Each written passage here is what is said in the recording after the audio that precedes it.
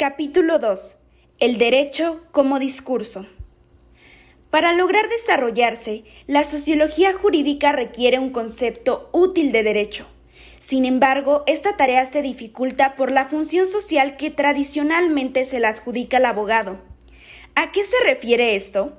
Normalmente, en las facultades de derecho se tiene una visión particular de este fenómeno social. Se enfocan en que el abogado reconozca como derecho únicamente lo impuesto por el Estado y que aprenda a manipularlo. Esto conlleva a que el jurista produzca un discurso sobre que el derecho debe ser obedecido. En las instituciones hablan del derecho como un conjunto de normas. Sin embargo, en la tarea profesional se aprende que el derecho es aquello realmente acatado por los funcionarios. Poniendo un ejemplo, un derecho no se tiene solamente por una norma que lo adjudique, sino porque un juez lo reconoce. Esta situación tan compleja hace que la sociología jurídica deba adoptar una concepción del derecho lo más amplia posible, que contemple desde su producción hasta la eventual obediencia o desobediencia. El derecho como parte del fenómeno del poder. Continuando con la explicación, el análisis de la palabra derecho implica una diversidad de fenómenos y contextos relacionados a su creación. No obstante, en la sociedad mexicana el derecho se caracteriza principalmente por el ejercicio del poder. El poder se entiende como la determinación de la conducta de otros. Pero, ¿cómo se produce? Esto ocurre mediante el discurso, el cual provoca en el destinatario una conducta deseada por el que detente el poder, reafirmando que el derecho es un discurso de poder. ¿Por qué decimos esto? Bueno, existe un discurso que otorga facultades y obligaciones a los funcionarios públicos, y es por ello que el discurso que estos funcionarios promueven también tiene validez y supremacía sobre nosotros. Es decir, produce una serie de conductas esperadas, lo que significa que el derecho es eficaz. No debemos perder de vista que no existe una concepción unívoca de qué es el derecho en sí mismo. Cada uno le da un sentido determinado de acuerdo con su ideología. Por ejemplo, los discursos normativos y los fenómenos discursivos que están estrechamente relacionados al ejercicio del poder. El derecho como discurso del poder. Hemos estado hablando del discurso del derecho. Luego, entonces, es viable decir que el derecho es un fenómeno del lenguaje. ¿En dónde podemos encontrar estos discursos? Pues bien, están en los textos, en las ideologías, en los hechos, etc. Los textos. En primer lugar, podemos decir que la sociedad es un enorme conjunto de textos. Estos son producto del trabajo humano, lo cual se denomina cultura. Los textos expresan siempre la ideología de sus autores, pero el lector puede interpretar un sentido distinto debido al contexto cultural. El sentido y las ideologías. ¿Qué pasa con el sentido y las ideologías? Ideología se refiere a cualquier idea o conjunto de ideas que existen en la conciencia de alguien, y tenemos dos formas de expresarlas. Sentido, que se utiliza para ideas complejas, como el término salario y significado. En el caso de ideas simples, por ejemplo, la palabra perro. Los hechos y el sentido. De lo anterior, ¿qué relación tienen los hechos y el sentido con el discurso? El hecho involucra lo que puedes experimentar, por ejemplo, lo que podemos ver, mientras que el sentido parte del contexto, para dar pauta a la interpretación de aquello que vimos. Es el contexto el que permite dilucidar el sentido de los hechos. La palabra sentido designa ideas que son producidas socialmente, lo que llamamos cultura. Para transmitir el sentido usamos un sistema de signos capaz de expresarlo y transmitirlo al que denominamos lenguaje. Los lenguajes. Existen muchos lenguajes, por ejemplo los naturales, como el español o el inglés. El formal, de la matemática o la lógica simbólica, señales de tránsito, de humo o morse, etc. Pero, ¿cuáles son los elementos con los que debe contar el lenguaje? Debe contar con un conjunto de signos, es decir, palabras. También con un diccionario el cual permitirá conocer el significado de los signos y por último con una sintaxis o conjunto de normas que establezcan el orden en el cual deben ser usados los signos para producir y transmitir una ideología o sentido. Para que el receptor, que es la persona que recibe el mensaje, pueda entender el sentido, es necesario que éste posea y conozca el mismo diccionario, así como la misma sintaxis utilizada por el emisor. Los discursos. En este lenguaje, toda expresión de sentido se convierte en discurso. De esta forma, la sociedad puede verse como un inmenso conjunto de discursos que se producen y transmiten cotidiana y permanentemente. Los usos del lenguaje. Hemos descrito el lenguaje. Este se utiliza por aquellas personas que quieren producir y transmitir sentido. Pero ¿cuáles son sus usos?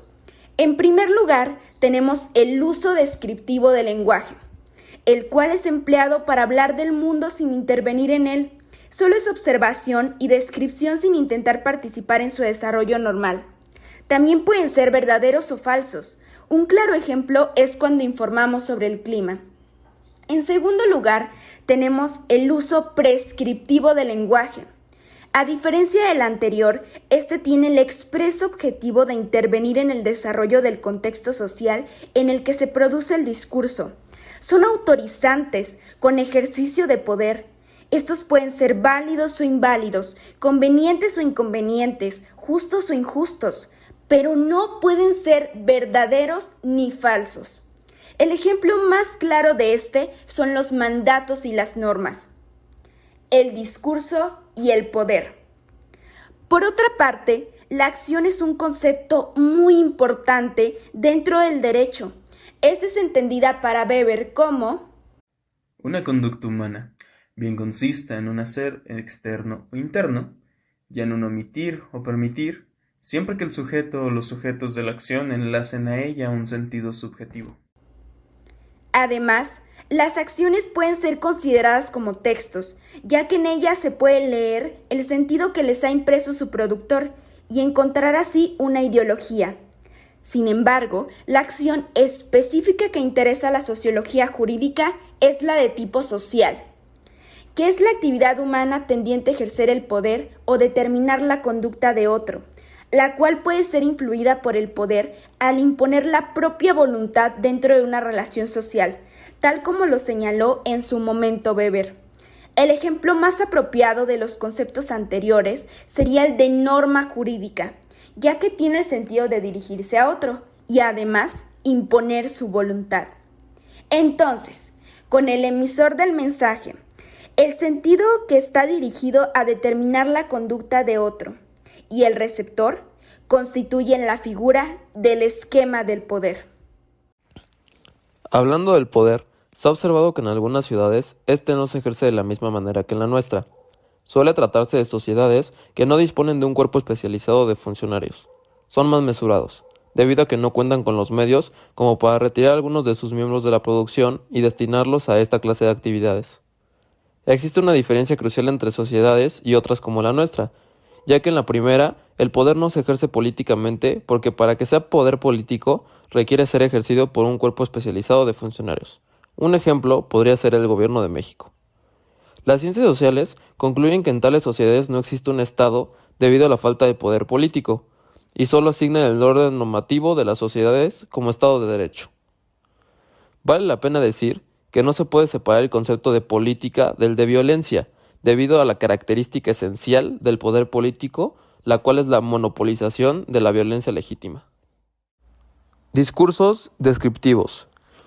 En la sociedad se pueden encontrar una infinita cantidad de discursos prescriptivos, todos ellos con el objeto de determinar a otros, es decir, intentan ejercer el poder.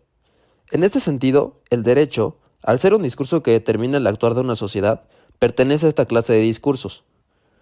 Prescripciones que amenazan con la violencia.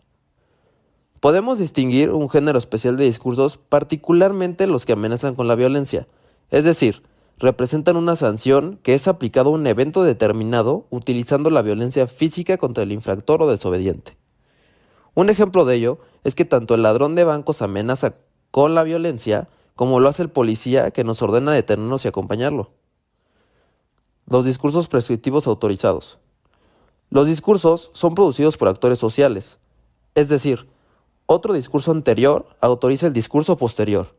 Por lo tanto, debe ser obedecido ejerciendo cierta violencia si no se obedece. Siguiendo con esta misma idea, el ejercicio del poder constituye un conjunto de individuos que detentan la violencia social. Los discursos prescriptivos tienen diversos tipos de sanciones.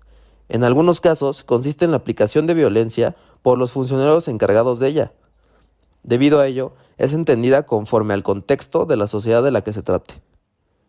Podría decirse que un funcionario es una creación del discurso jurídico, lo que quiere decir que un individuo no es un funcionado por virtud misteriosa, sino porque un discurso prescriptivo anterior autorizó a otro funcionario a designarlo como tal. Por ese motivo, la ley y aquellos que se encuentran en el poder son designados por discursos prescriptivos autorizados. Los sentidos del discurso del derecho. Contrariamente a lo indicado en la facultad, en la vida profesional nos damos cuenta que no existen normas jurídicas, sino textos jurídicos que están en manos de los funcionarios autorizados. A estos funcionarios se les adjudica el título de expertos por el público en general, ya que se acude a los mismos para saber lo que se debe de hacer sin peligro de ser objeto de una sanción. Incluso, el deber ser de los funcionarios sería recurrir con un abogado. Es importante saber diferenciar el sentido ideológico y deóntico del derecho, ya que de ello se compone la norma. El sentido deóntico del derecho es principalmente lo que el jurista encuentra como norma, cuyo enunciado refiere a lo debido. La tarea del jurista entonces, pues, es separar la norma que indica la conducta obligatoria, dejando de lado todo lo demás, lo anterior denominado como sentido deóntico del discurso del derecho. No es correcto decir que existe una norma pura, ya que es imposible separar la ideología y la norma. Por lo tanto, se llamará sentido ideológico del derecho.